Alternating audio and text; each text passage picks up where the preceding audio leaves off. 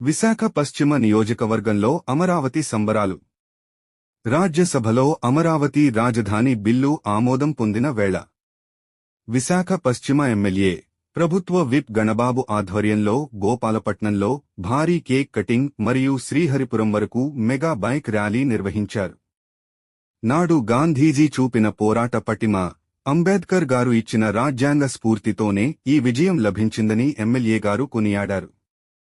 Double engine సర్కార్తో Amaravati నిర్మాణం మరింత వేగవంతమవుతుందని ఆకాంక్షించారు. నా రాష్ట్రం ఆంధ్రప్రదేశ్, నా రాజధాని అమరావతి. విశాఖ పశ్చిమ నియోజకవర్గంలో అమరావతి సంబరాలు.